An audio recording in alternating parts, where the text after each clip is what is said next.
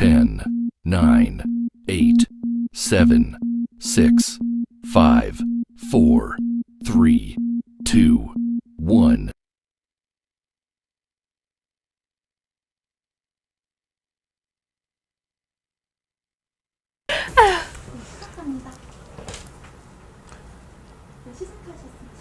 시작했어요? 네, 안녕하세요, 여러분. 네, 안녕하세요. 반갑습니다. 네, 비 오는 날에 차정훈 쇼를 시작하게 되었는데요. 오늘은 제가 너무너무 그때 선생님과 함께 방송을 진행하고 네, 너무 좋아가지고 선생님을 또 모셨습니다. 강남 메이저 의원의 김경철 선생님 모셨습니다. 선생님, 안녕하세요. 네, 반갑습니다. 네, 안녕하세요. 네. 네, 반갑습니다. 네. 선생님, 그날 방송이 저는 너무 좋았거든요. 새롭고 신선했죠. 네, 그날 이제 네. 이 책에 대해서 인류의 미래를 바꾼 유전자 이야기에 대한 책에 대해서 이야기를 나눠봤는데요. 선생님께서 설명을 너무 재밌게 해주셔가지고 네. 제가 방송 끝나고 선생님께서 가시기 전에 한번 붙잡았어요. 선생님, 차정훈 쇼에도 나와주세요. 이렇게 요청을 드려가지고 오늘 또 이렇게 불러주셔서 영광이고 오늘도 즐거운 시간, 재밌는 시간 같이 보내도록 할게요. 네, 너무너무 좋습니다, 선생님. 그때 방송하시고 주변 분들의 반응은 좀 어떠셨어요? 별로 주변 사람들이 저의 방송을 잘 안 봐서. 아, 진짜요?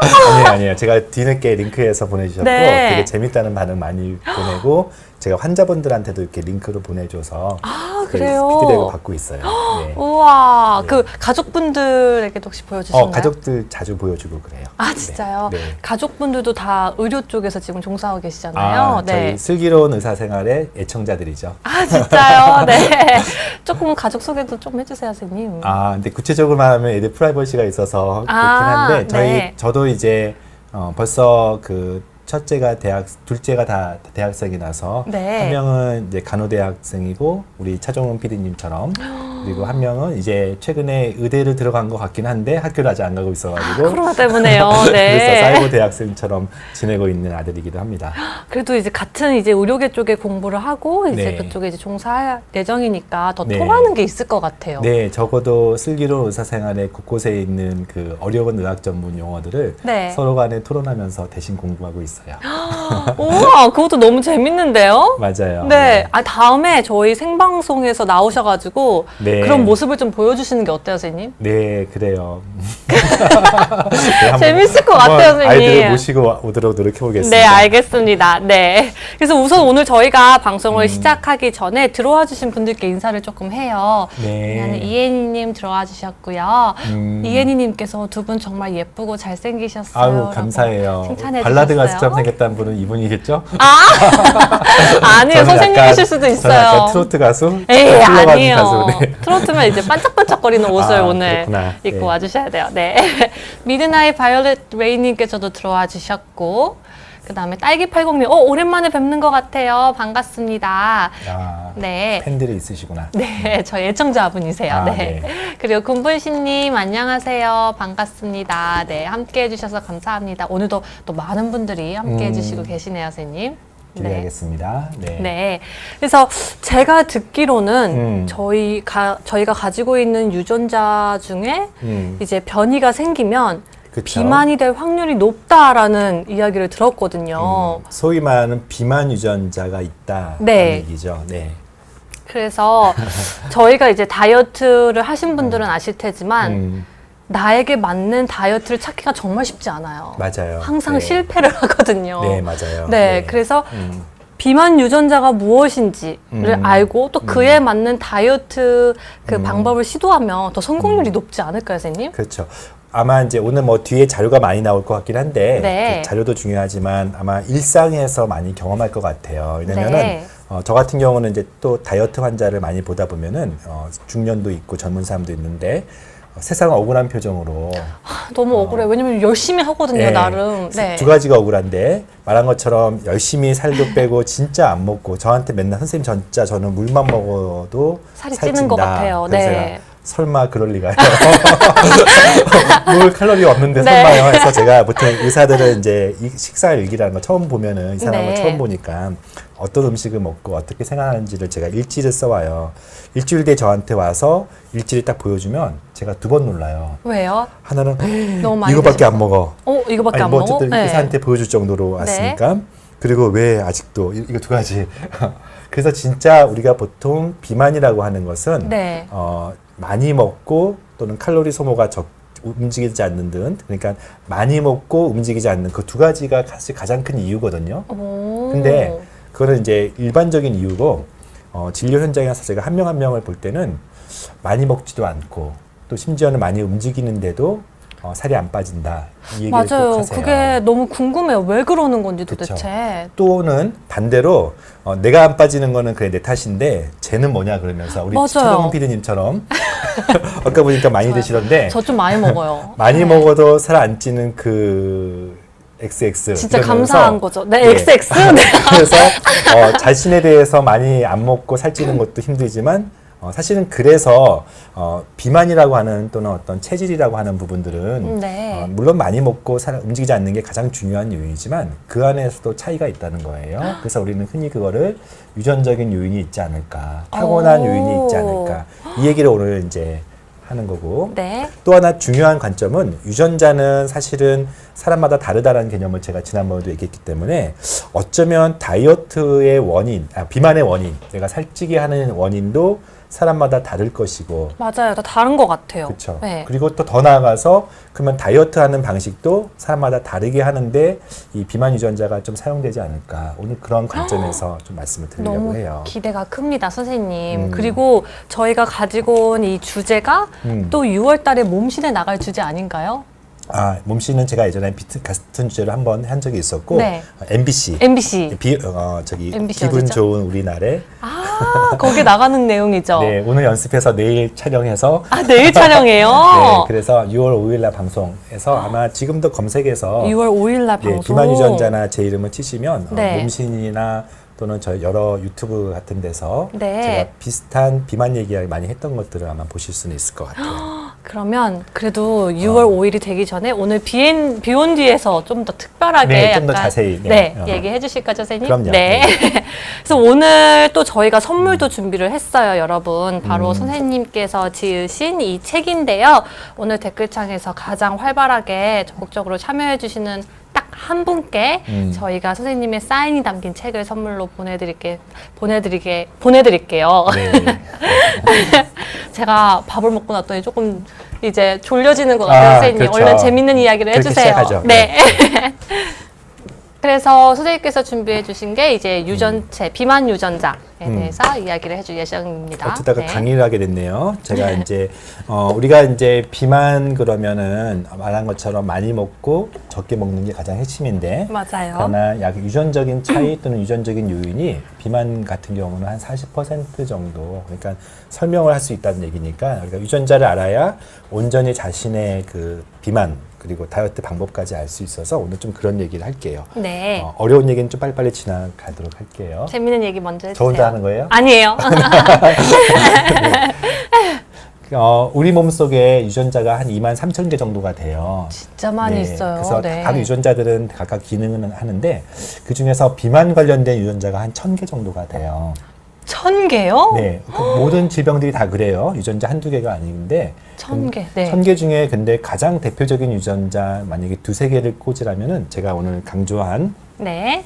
하나는 아까도 말했던 것처럼 물만 먹어도 살찌는 유전자.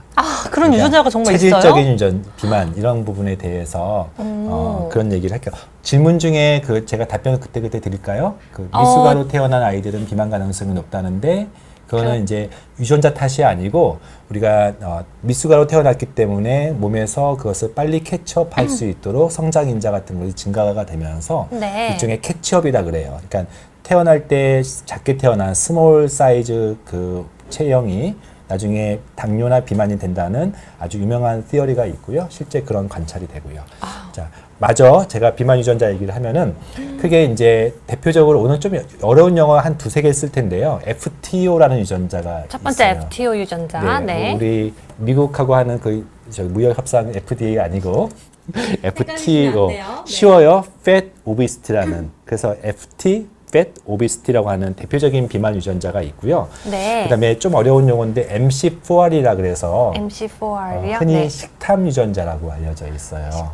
그러니까 조금 더 식욕이 생기는. 네. 그래서 오늘 대표적인 비만 유전자 두 가지 중심에 그리고 하나 정도는 BDNF라고 해서 네. 스트레스로 인해서 먹는 또는 우울증과 관련된 유전자. 그래서 오늘 크게 비만의 체질적인 요인, 특별히 지방 저장과 관련된 FTO 유전자, 네. 그다음에 우리가 이제 식탐과 관련된 유전자, 그리고 스트레스 받으면 밤마다 이렇게 야식 먹는 분들이 있죠. 그런 것을 설명하는 유전자를 얘기할 거예요. 그래서 총 3가지 유전자를 오늘 핵심적으로 꼽아서 맞아요. 설명 주실 예정입니다. 네. 그 중에서 그 인간과 관련된 이제 유전자 연구가 굉장히 많은데 그 유전자 전체를 분석한 데서 전장 유전체 연구라고 하는데요.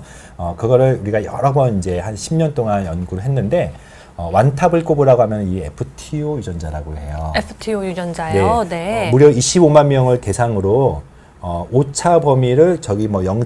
뭐 이렇게 10의 마이너스 한 뭐 6승, 7승 이렇게 한다는 얘기는 한 25만 명 중에 한 5명 정도를 제외하고는 비만 사람들한테는 모두 다 거기 유전자에 돌연변이가 있고 이 유전자예요. 네, 네. 정상인 사람들한테는 다 변이가 없는 그 정도 수준의 오차라고 하는 거니까 네. 어떻게 보면 FT 유전자 검사 변이만 한번 딱 보면은 이 사람은 비만 걸릴 확률이 자동으로 계산이 되는 그만큼 강력한 유전자도 있단 말이에요. 근데 비만이 어느 정도 비만이요, 선생님? BMI가 사실은 이 유전자에서 서양 연구에서는 BMI라고 하는 체질량 지수가 서양 사람들은 30 기준으로 30 이제 기준이요. 얘기하는데 실제 우리가 서양 사람들 특히 미국 사람들 또는 멕시칸 사람들 경험해 보셔서 아시겠지만 많이 크세요. 우리나라는 아무리 체중이 저희는 나간다고 가면 해도 굉장히 귀여워져요. 스키니라고 네, 얘기를 맞아요. 하는데 그 서양 사람들한테는 이 FT 유전자가 무려 70% 정도 변이가 있어서 서양 사람들의 그래서 비만은 더 비만율이 그래서. 높은 거군요. 근데 네. 우리나라 사람들은 불과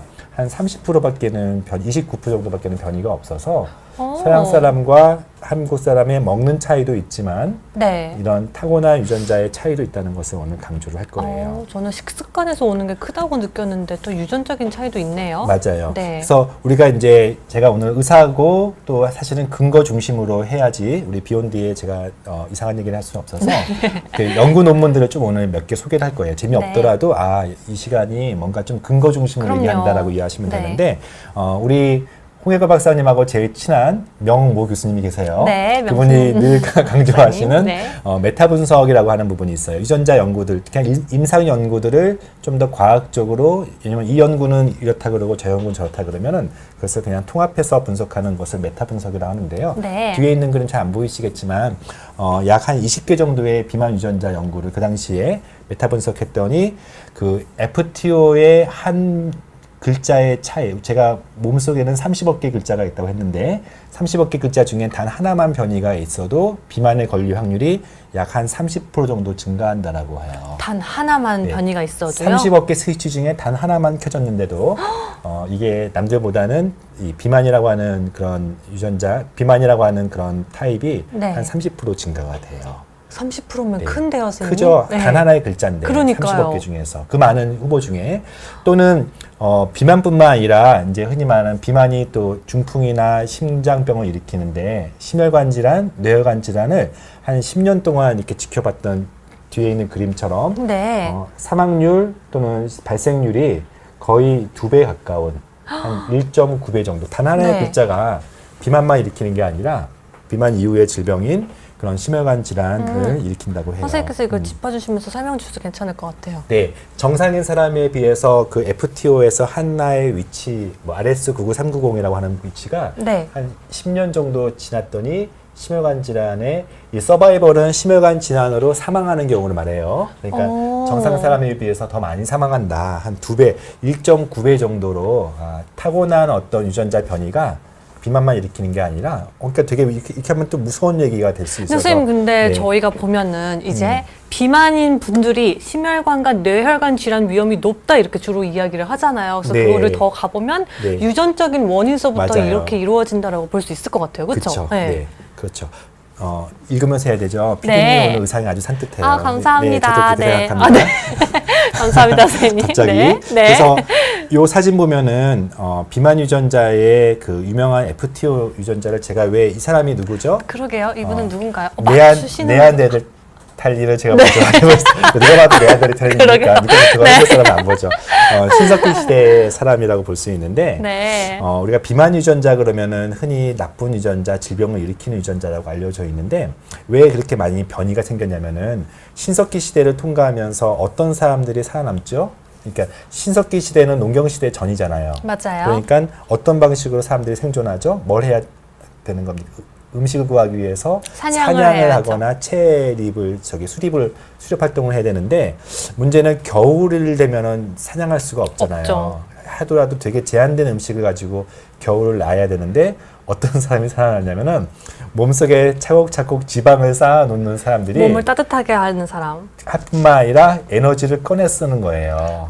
그래서 이 FT 유전자는 원래 인류를 생존시키기 위해서 지방의 저장을 잘 도와줘서 몸에 덕지덕지 살이 붙게끔 만드는 그런 인류를 생존하는 유전자였어요. 원래는 그런 좋은 유전자였는데, 유전자였어요. 네, 생존을 그런데 위한, 네. 근데 살다 보면은 이 유전자가 이제 그 최근 들어서 한 1세기가 안 되는 사이에 음식들이 보존되는 문화, 즉 냉장고 문화, 네. 그리고 그러니까 한마디로 수렵 활동이나 그런 어떤 이제 헌팅, 즉 사냥을 해서 먹는 게 아니라 냉장고를 열면 시도 때도 없이 음식이 있는 시대를 네. 인류가 누린 게 얼마 안 돼요. 한 2세기 정도, 한 200년 정도밖에 안 됐는데 그거 하나랑 움직이지 않아요, 사람들이. 그쵸. 요즘 자동차 타고 네. 다니죠. 대중교통 그래서 이용하죠. 탈 것들이 개발된 18세기 이후부터 특히 서양 사람들 중심으로 그전에 없었던 인류, 즉 비만이 이렇게 폭발적으로 늘어나게 되는 거예요. 최근에는 그러니까 원래는 내 인류를 생존시키는 유전자가 네. 사람들이 보니까 음식이 시도 때도 없이 들어오면서 또 움직이지도 않으니까 반란을 일으켜서 이것이 아까 심혈관 질환과 비만을 뇌혈관 질환을 일으키고. 일으키는 주범이 되었다. 네. 유전자는 잘못한 게 없는데 사람들의 생활이 원래대로 안 살기 때문에 비만 유전자가 지금 문제가 되고 있는 거예요. 네. 선생님, 그런데 원래 생존하기 위해서 그렇게 유전자가 변이가 됐는데, 네. 그럼 이제 그런 생존할 필요가, 그런 방식으로 생존할 필요가 없는 거잖아요. 그럼 다시 한번 또 유전자 변이가 일어나면 좋을 텐데 왜 안 일어나는 걸까요? 그거는 이제 타고난 유전자가 이렇게 쉽게 변이가 되려면 억만 년의 시간이 이제 필요하고 그래요? 그래서 최근에 그럼 원래대로 살자 그래서 구석기 다이어트 할 수 없는 거죠. 적게 먹자 해서 네. 이제 간헐적 단식이란 말이 왜냐면 간헐적 단식이라는 게 그거잖아요. 그쵸. 어쩌다 먹는 옛날 시대. 방식, 네. 네, 그렇게 해서 그렇게 돌아가는 게 효과적이구나라는 것들을 이 유전자를 이해하면은 볼 진짜 수가 있어요. 이해가 되네요, 선생님. 저희가 왜 간헐적 단식을 하게 안 먹던 되는지. 시대에 그러니까요. 살았으니까. 이렇게 설명을 들으니까 너무 재밌는데요? 그쵸. 네. 뭐 질문들이 있어서 네. 어, 딸기80님께서 혈액형도 성격이 있는데 혈액형별로 다이어트가 다를까요? 그런 쪽을 한번 연구해 봐야겠네요. 네.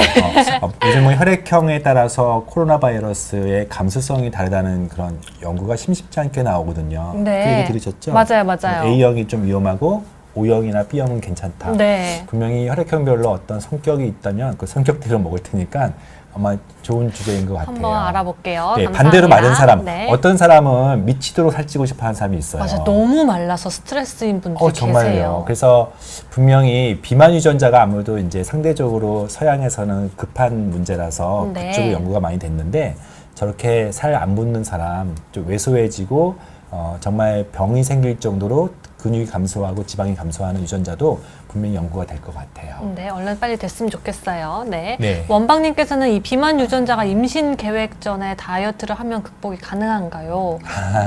제가 언제 한번 제가 오늘 주제하는 것은 이제 게놈이라 그래서 네. 타고난 유전자의 변이에 따라서 나의 어떤 라이프 스타일을 맞추는 그런 개념이에요. 근데 네. 저기처럼 임신 중에 나뿐만 아니라 나의 태아의 어떤 상태를 좀 바꾸고 싶고요. 또는 아이가 어렸을 때 타고난 대로 살지 않고 좀 뭔가 만들고 싶어요. 조금 더 건강하게. 네. 그런 것도 유전자가 관여하는데 오늘 주제는 이제 중에 타고난 유전자를 말하고요. 혹시 언제 기회 되면은 후성 유전학이라 그래서 사람의 음식을 먹는 거에 따라서 유전자가 좋게 바뀐다.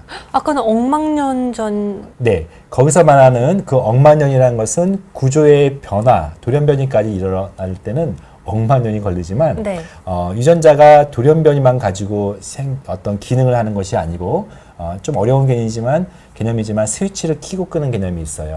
모든 유전자에는 발현이라고 하는 부분이 있는데 네. 그 스위치를 켜고 끄는, 즉 구조의 변화가 있지 않고, 즉 유전자의 게놈의 변화가 없더라도 결과적으로 어떤 음식을 통해서 제가 이 타고난 불리한 몸을 극복할 수 있는가는 언제 한번 제가 후속 유전학 시간을 네, 통해서 그것도 한번 해주세요. 다루도록 할게요. 그거 너무 재밌을 것 예, 같아요. 종종 유전자를 잘못 이해하면 막 절망해요. 아까처럼 그 FT 바꿀 수 유전자의 없는 거 아니야. 변이가 네. 있어서 남는 비만도 억울한데 심혈관 질환과 뇌혈관 뇌혈관 질환이 질환.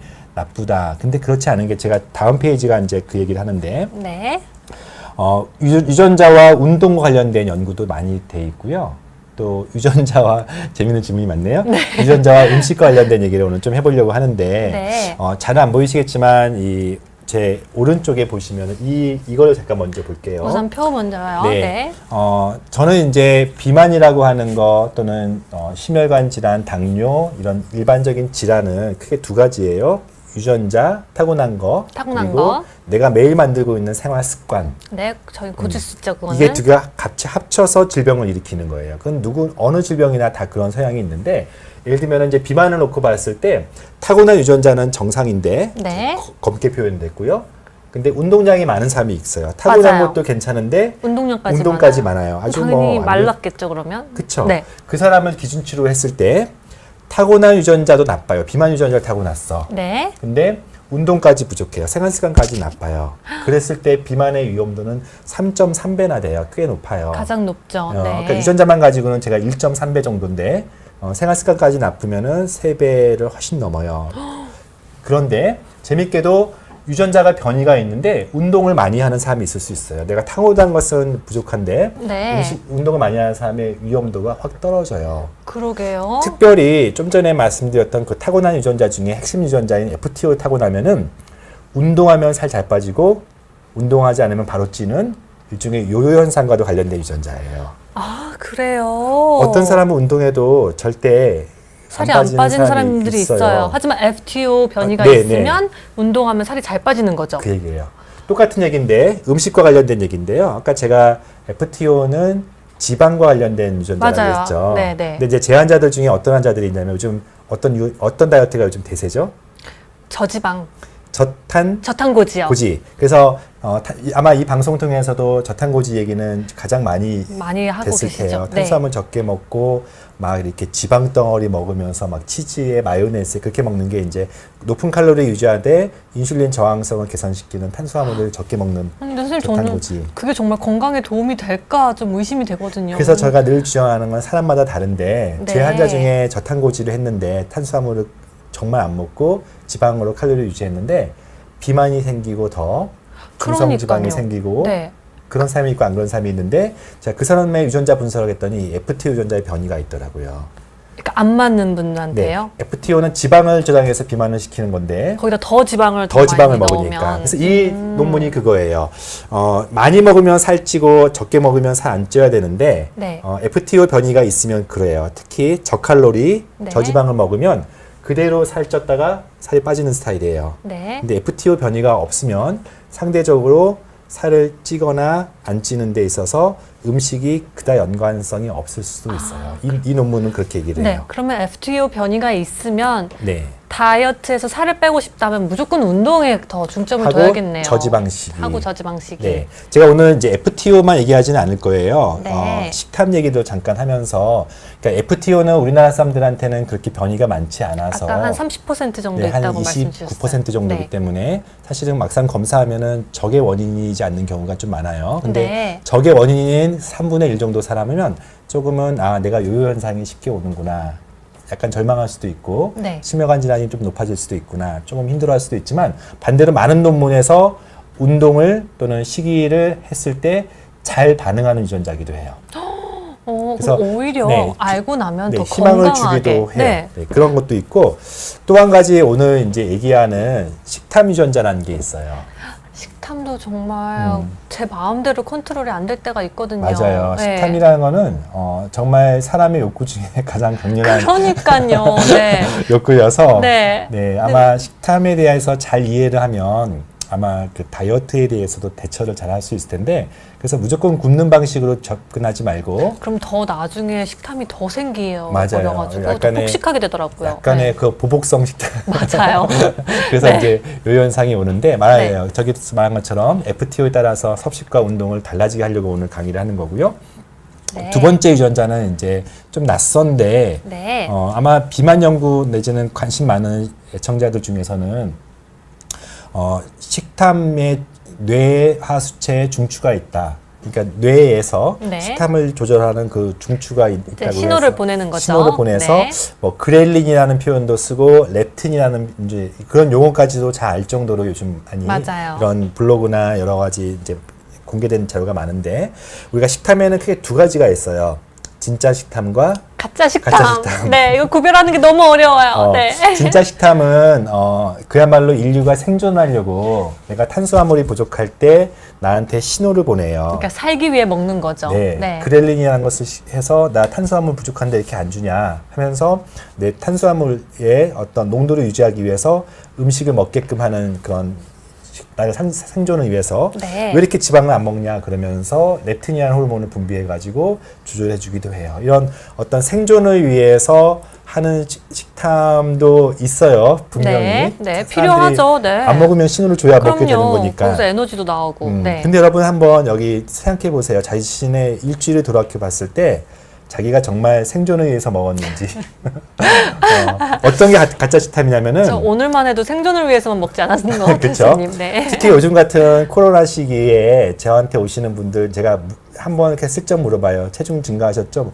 어떻게 알았네요? 처음 보는 집에만 사람이라도. 있으면 더 많이 먹게 돼요. 요즘 스트레스 받아서 맞아요. 한 3kg 정도는 다 평균적으로 증가해 오는데 지금 특별히 더 이 식탐을 이렇게 발휘할 시기가 아닌데도 불구하고 스트레스를 받거나 대표적인 게 이런 거예요. 짜장면을 먹는 TV 장면이 나왔어. 근데 분명히 밥 먹은 지 얼마 안 돼. 근데 짜장면 시켜야죠. 시키고 있어요. 주인공이 너무 맛있게 그럼요. 먹고 있으면 네. 갑자기 이렇게 자극되는 그런 부분들이 이제 가짜 가짜 식탐이라고 식탐. 해요. 네. 그래서 도대체 그 가짜 식탐을 일으키는 기전이 뭐냐 했을 때 아까 제가 뇌하수체 중추라고 하는 부분에서 약간의 오작동이 일어나는 거예요. 오작동. 그래서 이제 대표적인 게 멜라노코티코이드 4 리셉터라고 해서 네. MC4R이라고 하는 그런 유전자인데요. 질문 중에 제가 몇 가지 오늘 유전체와 관련되지 않은 질문들 제가 다 답변 못하는 것 좀 이해해 주세요. 네. 그래서 아니, 어떤 너 걸 얘기해 줄까? 네. 밑에 볼까요? 조부건님께서는 다이어트를 하더라도 얼마 안 가서 이 가짜 식탐에 굴복하고 그렇죠. 맙니다. 네. 그래서 사실 의사가 좀 차분하게 이분의 그 비만의 원인이 정말 그 식사일기를 써온다든지 네. 또는 유전자 검사를 한다든지 그의 기타 다른 검사들을 좀 통해서 또는 차분하게 이분의 삶을 좀 관찰하면서 정말 대사율이 떨어져 가지고 먹은 것보다 훨씬 더 살찌는지 또는 운동에도 대사율이 떨어져서 기초대사량이 떨어지고 특히 나이가 들면 특히 갱년기 이후에는 어떤 대사율이 떨어지기 때문에 그런 대사율 문제인지 대사율 문제. 네. 아니면 날 때부터 체질적으로 지방을 잘 저장시키는 그런 어떤 체질형 문제인지 좀 아니면 지금처럼 식탐의 어떤 오작동 네. 그래서 오작동에는 이제 크게 우리가 스트레스 유전자도 그 안에 포함돼요. 스트레스 유전자도 그 안에 포함돼요. 네, BDNF라고 좀 낯선 유전자인데. 아까 세 번째 유전자. 제 네. 딸기 80분이 FTO, 뭐 SL, 저분 누구실까요? BDNF 이렇게 차이 있어요. 그래서 저희 애청자분이신데. 와 대단해요. 그쵸. 네. 그래서 FTO는 지방 유전자고요, SLC2A는 탄수화물 유전자고요, BDNF는 스트레스로 인해서 폭식하는 거예요. 여러분들 스트레스 받으면 어떤 사람은 더 많이 먹는 사람이 있고. 저는 진짜 스트레스 받으면 단 걸 먹거나요. 그런 게 있어요. 초콜릿 먹거나 아니면 매운 거. 네. 네, 단 거 먹을 때 저 SLC2A 유전자가 좀 발현되거든요. 그러니까 그래요? 약간 네. 그 스윗텅이라는 게 있어요. 특히 서양 사람들 그 디저트로 막 엄청 단 맞아요. 거를 네. 먹는 것도 한국 사람들한테는 안 맞는 사람들이 있거든요.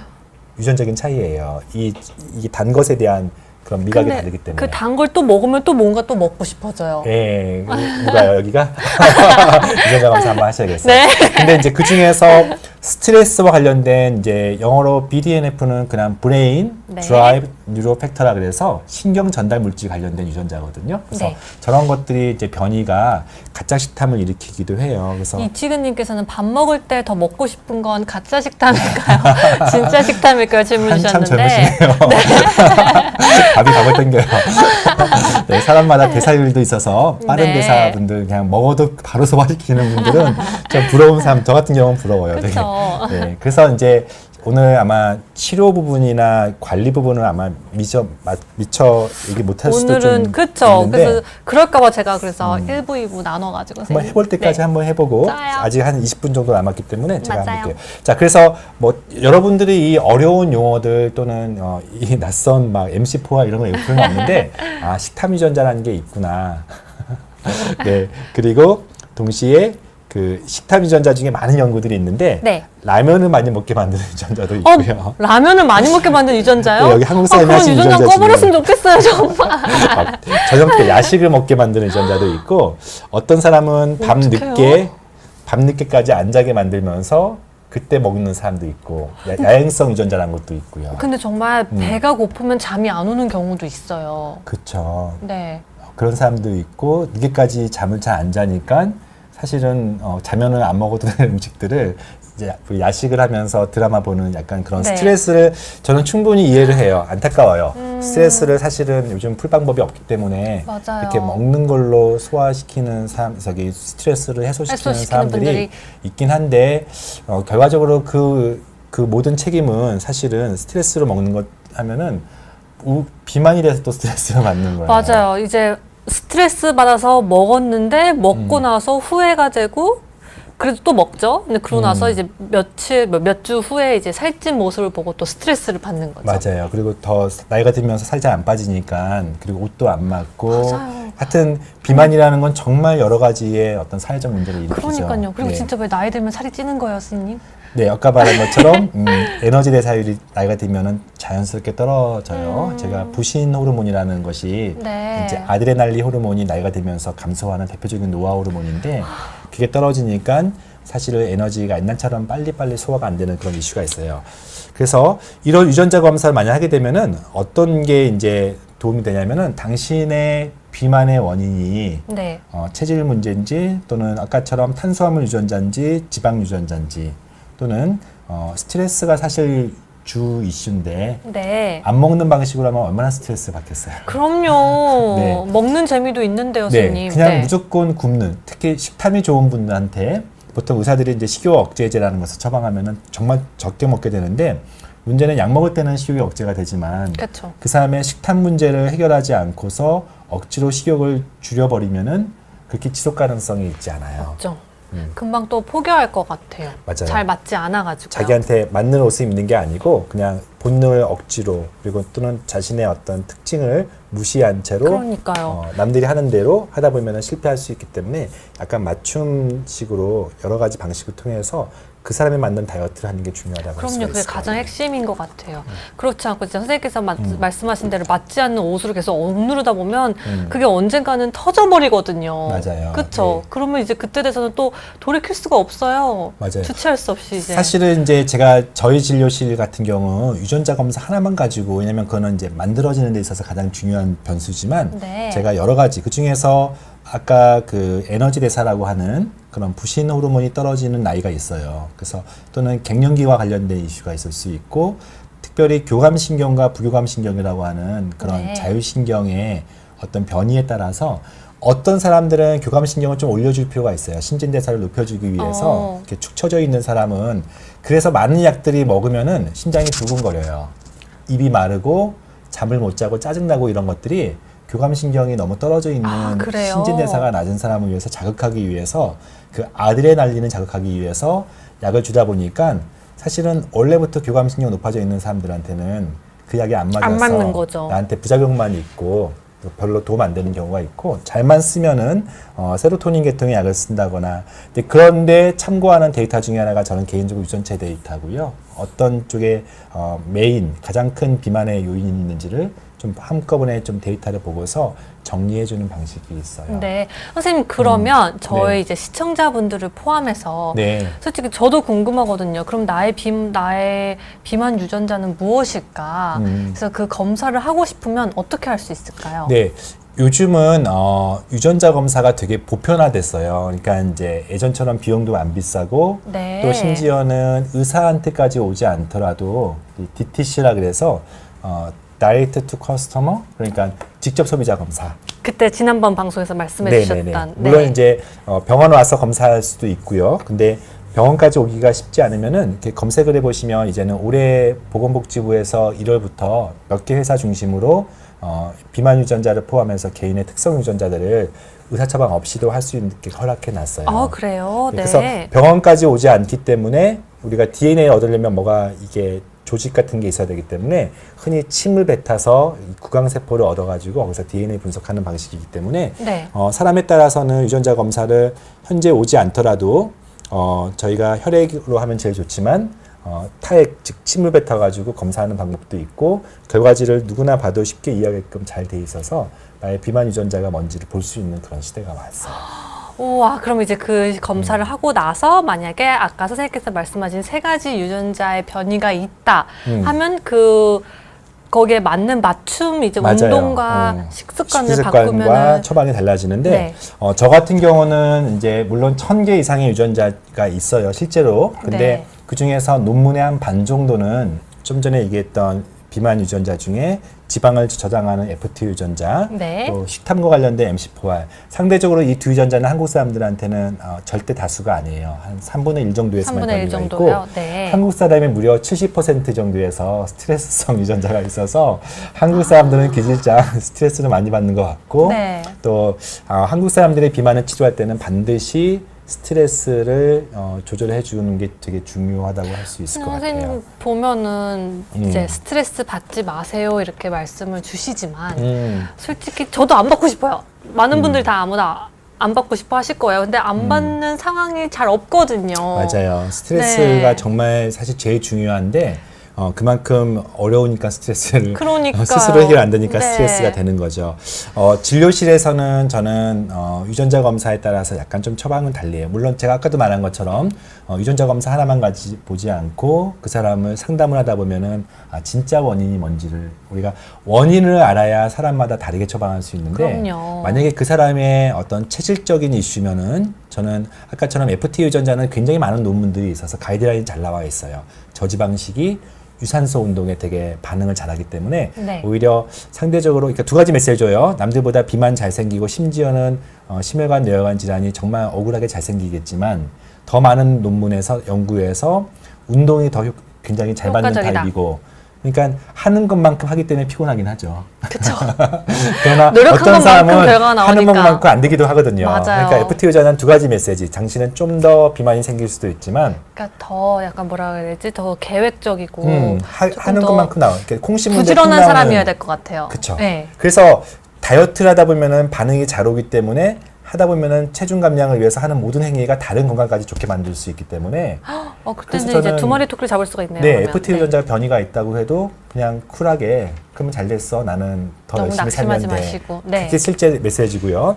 MC4R에서 변이가 있거나 BDNF는 둘 다 식탐 유전자에 속하기 때문에 무조건 굶는 방식. 그러니까 이제 뭐 식탐 억제제를 쓴다거나 네. 요즘은 간헐적 단식. 또는 네, 그쵸. 자기 인간의 본성을 벗어나서 네. 그냥 18시간 동안 아무것도 안 먹어. 물론 이제 저는 일시적으로는 효과적이라고 봐요. 약간 정체기에 빠지신 분들. 네. 근데 그런 굶는 방식이 나쁘지는 않고 약간의 인슐린 저항성은 빨리 계산하는 데 도움이 되는데 그럼에도 불구하고 식탐을 인정해야 돼요.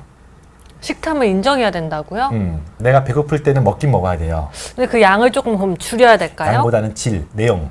내용을 줄여야 네, 돼요? 그래서 이 식탐이 있기 때문에 뭘 먹어야 즉 포만감을 느끼면 사람이 식탐을 해결하는데 맞아요. 포만감을 해결하는 것은 2가지 방식인데요. 하나가 배를 채우면 돼요. 맞아요. 그럼 물? 뭐든 네. 배를 채우면은 위에 분포하고 있는 그런 바로 리셉터라고 해가지고 그 감각 수용체가 이제 그만 먹어 하는 순간이 와요. 그래서 사람들이 허겁지겁 먹는 이유가 빨리 배를 채워야 내가 그 식탐을 이길 수 있기 때문에 그래서 안정화되면서 계속 뭘 먹어야 돼요. 그래서 허겁지겁 먹는데 여러분들 그 방식이 제일 간단한 방식이지만 여러분들 어떤 경험하지 또 다른 방식이 있어요. 아까도 제가 생존을 위해서 탄수화물이 부족하면 탄수화물 신호를 보낸다고 했잖아요. 맞아요. 그래서 일정 수준의 포도당 수치가 올라가면은 인슐린에서 인식하는 순간 그만 먹게 만드는 식탐 중추라는 게 있거든요. 네. 근데 그 진짜 식탐을 이용한다는 방법은 뭐냐면 여러분도 다 경험이 있을 텐데 밥을 막 허겁지겁 다 먹기도 전에 전화가 왔어.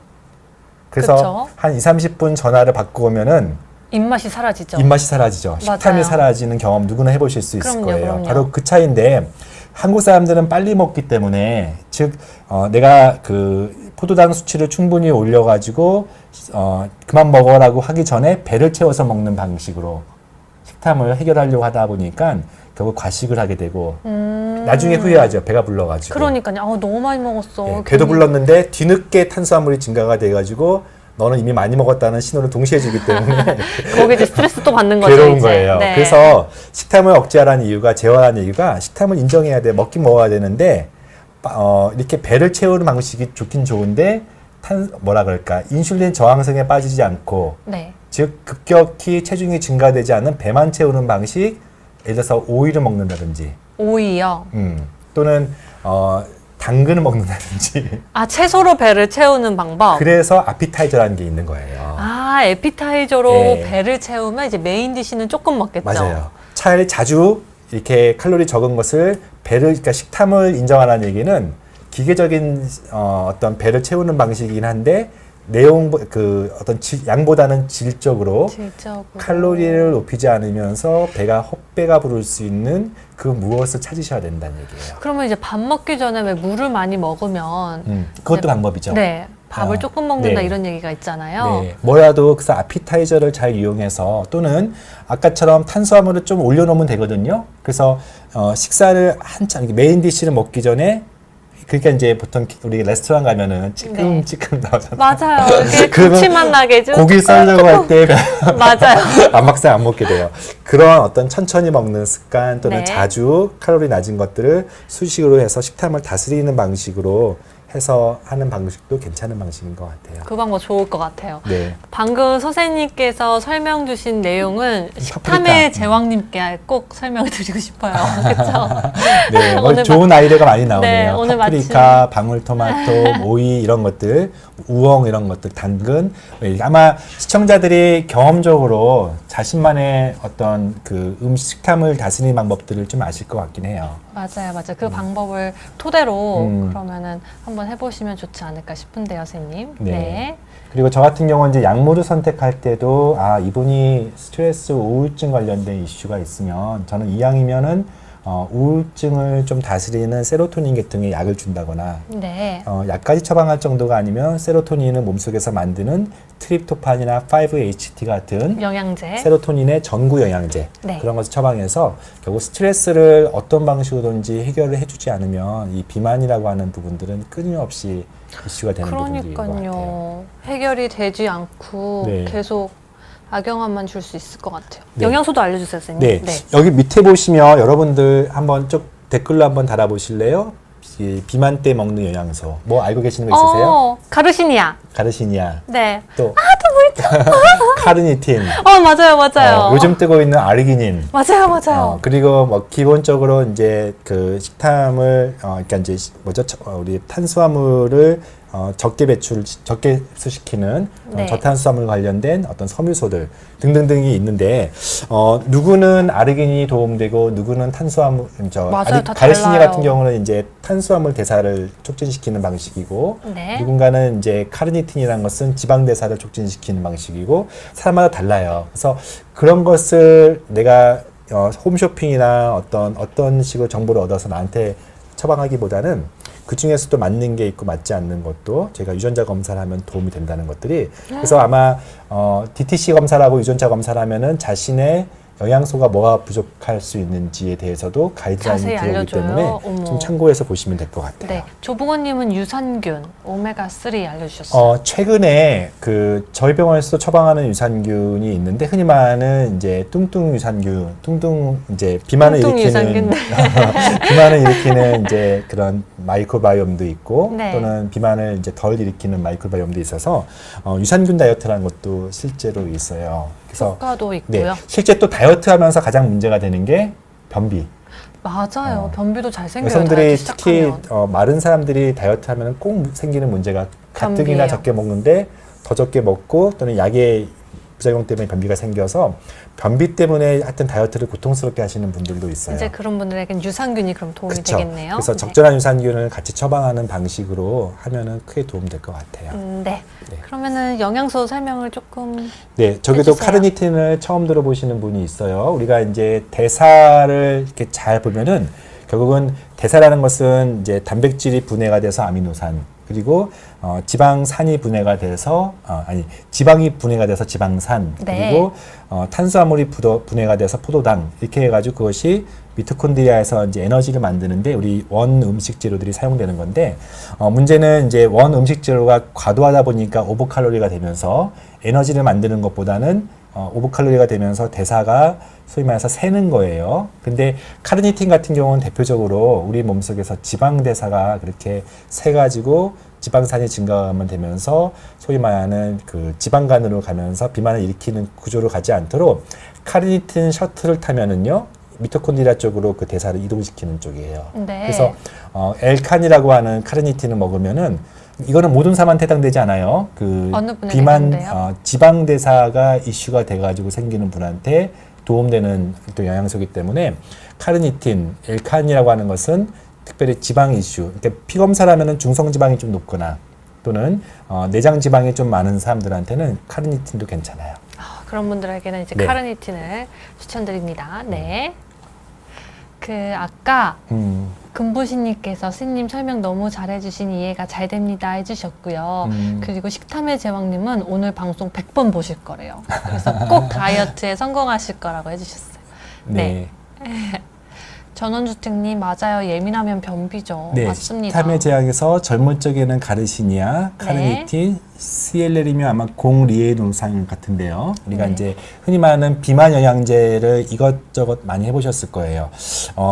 사실 영양제만 가지고 효과적인 그런 다이어트는 쉽지 않아요. 그래서 제일 중요한 게 탄수화물과 지방과 이 아미노산의 핵심인 그런 단백질의 그 분포, 하여튼 칼로리 적게 먹긴 하는데 그 안에서 내가 단백질을 적게 먹을 것인지 지방을 적게 먹을 것인지 탄수화물 적게 먹을 것인지는 사람마다 좀 사실은 좀 다른 부분이 있어서 그냥 단순히 저탄고지가 도움된다 이렇게 접근하는 것보다는 조금 더 면밀하게 전문가의 도움이 필요한 그만큼 비만이 어려운 주제이기도 한 것 맞아요. 같아요. 그러면서 이제 구체적으로 어떻게 잘 이 문제를 해결할 것인지 방안을 잘 세우면 될 것 같아요.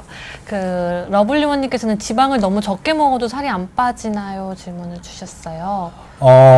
지방을 일단은 이제 사실은 지방이 그동안에 약간 가장 대표적인 오해여서 지방을 그냥 다 같은 지방을 이제 생각하면서 지방을 적게 먹는 방식을 그전에 추천했다가 네. 최근에는 우리나라 사람들의 그 유전자 검사, 우리나라 사람들의 다이어트의 또는 비만의 핵심이 탄수화물이라고 해서 최근에 급격히 탄수화물 적게 먹는 방식으로 가요. 제가 예전에 있었던 병원에서 유전자 검사를 사람마다 다 해보니까 한 70% 우리나라 사람들은 저탄고지가 탄수화물 적게 먹는 게 맞아요. 맞고요. 네. 근데 그 중에 한 20% 정도는 아까처럼 지방을 적게 먹는 방식으로 접근하는 게 맞아요. 어떤 사람들한테는 드물게는 지중해식으로 먹는 게 맞기도 해요. 그래서 그렇게 내가 저탄고지 중에 또는 저지방 저탄수화물 지중해식 중에 어느 게 맞을지에 대한 유전자 검사들이 조금 나온 것들이 꽤 있어서 한 번 정도는 이렇게 했는데 안 되고 저렇게 했는데 남들이는 다 빠지는데 나만 안 빠지시는 분들은 그럼 너무 혼자 이렇게 스트레스 받고 고민하시기보다는 한번 검사를 받아보시는 것도 네, 얼마든지. 좋은 네. 방법인 것 같아요. 그래서 이제 나에게 맞는 맞춤 다이어트를 시작해 보시는 거죠. 맞아요. 네. 그것도 좋을 것 같아요. 네. 질문은 진짜 많이 주셨는데 저희가 네. 시간이 많이 없어요, 선생님. 그렇구나. 선생님께서 꼭 이 부분은 답변해 주셨으면 좋겠다는 질문을 조금 네, 우리 꼽아주세요. 딸기 네. 80님께서 이제 질문을 되게 많이 해주셨고 러블리한테 네. 질문 많이 해주셨는데 제가 다 답변 드릴 수 없어서 혹시 나중에 이게 유튜브로 되면은 제가 댓글로 기억했다가 좀 답변을 진짜요? 드릴 그럼 텐데 댓글에 질문 남겨주세요, 네. 여러분. 그 중에서 다이어트 심하게 하는 경우는 당연히 우리가 호르몬을 만들지 못할 정도로 즉 콜레스테롤이 너무 떨어지면은 부신 호르몬, 여성 호르몬, 남성 호르몬 다 떨어지니까 생리 안 할 수도 있고 반대로 비만을 방치하면은 또 생리가 안 할 수도 있기 때문에 네. 적정선이 중요한 것 같아요. P타입스 DNA 검사는 아마 어떤 회사의 특별 그 DTC 방식이기 때문에 병원까지 오실 필요는 없을 것 같고 말한 것처럼 의사 처방 유전자 검사 방법이나 그 의사가 했을 때 이제 처방 없이 하는 거랑 그렇죠. 결과지는 네. 당연히 똑같아요. 같은 회사에서 보통 분석을 하니까 네. 해서 수준도 똑같아요. 근데 그것을 적용할 때 단순하게 해석할 수 있는 위험이 있기 때문에 뭐 어느 정도는 탄탄한 논문에 근거해서 직접 소비자 검사를 하지만 그럼에도 불구하고 가까운 병원, 특히 유전체를 이해하시는 의사한테 보여주면은 좀 더 논문에 근거해서 많이 설명해 줄 수 있을 것 같아요. 네. 선생님 병원 어디 있어요? 얘기해도 되는 거죠? 그럼요. 얘기해 주세요. 저희, 네. 대치동에 있는 옛날에는 강남 미지메디라고 했었는데 지금은 강남 메이저 메이저. 병원으로 좀 이름을 바꿨어요. 그래서 네. 저희가 대치동의 음마아파트 옆에 저희 학원가에 가까이 있네요, 비욘디랑. 네. 학원가에 여러분들 아마 이 중에는 거기에서 안 좋았던 추억이 있는 학생들도 맨날 있을 이렇게 텐데 공부하느라고요. 네. 저희 바로 거기서 근무하고 있어요. 그럼 거기 병원에 가면은 선생님께서 이제 다 그 DNA 유전자 검사도 하고 그다음 이제 검사 결과도 이제 자세히 네, 설명 들을 수 얼마든지. 있는 거죠. 네, 네. 네. 그리고 저희는 심지어 40세 이상은 무료로 유전자 검사를 해줘요. 40세 이상? 아, 그래요? 네, 저희 병원 국가검진을 하시는 분들한테는 저희가 연구하고 있는 게 있기 때문에 한 1만 명 대상으로 유전체 검사를 무료로 해주니까 너무 좋은 소식인데. 여러분이나 네. 부모님이 아니면 있으시면 가족분들 중에서 40세 얼마든지 이상이면 하시면 될 것 같아요. 그러니까요. 네. 저희 부모님도 가라고 할래요. 올해 국가검진 해당자가 되신다면 네. 맞는 것 같아요. 짝수회. 네. 짝수회. 아니에요. 두 분 다 짝수회가 아니에요. 내년에 오시면, 네. 내년에 가겠습니다. 네. 그래서 오늘 이제 1시간 동안 이제 비만 유전자에 대해서 이야기를 나눠 보았는데요. 저희가 질문에 대한 답변은 다 드리지 못해서 너무너무 죄송합니다. 하지만 이제 저희 댓글에 남겨주시면 제가 선생님께 또 이렇게 부탁을 해가지고 맞아요. 답변을 대신 달아드릴게요. 마지막으로 정말 저희 시청자분들이 오늘 이 방송의 키포인트는 이거다. 이렇게 전달해 주시고 싶은 메시지가 있을까요? 네. 오늘 방송뿐만 아니라 제가 늘 강조하는 거는 사람마다 다르다는 거예요. 이게 이제 참 혼란스럽게 만들 수는 있지만 우리가 침대 사이즈에 맞춰서 사람을 재단하는 것이 아니라 자신의 몸에 맞춰서 우리가 치료하는 게 원칙적이기 때문에 그 중에 하나가 유전자 검사예요. 유전자. 저는 절대적이라고 하진 않아요. 그러나 이제 참고할 만큼 요즘은 데이터가 많아졌기 때문에 네. 여러분들 사람마다 다르기 때문에 마음이 좋다는 것보다는 나한테 맞춰야겠다라고 하는 접근 정도 오늘 교훈을 얻어가실 수 있으면 좋을 것 같아요. 네. 선생님 그것보다도 더 많은 내용도 많이 얻어갔습니다 오늘. 네, 감사해요. 오늘 이 책을 마지막으로 제가 선물, 전달해야 되죠? 그럼요. 한 분 선생님께서 저는 뽑아주세요. 이제 딸기 80분이 적극적인 질문을 많이 해주시고 네. 그래서 괜찮으시면은 딸기 80 아마 80년생이시겠죠?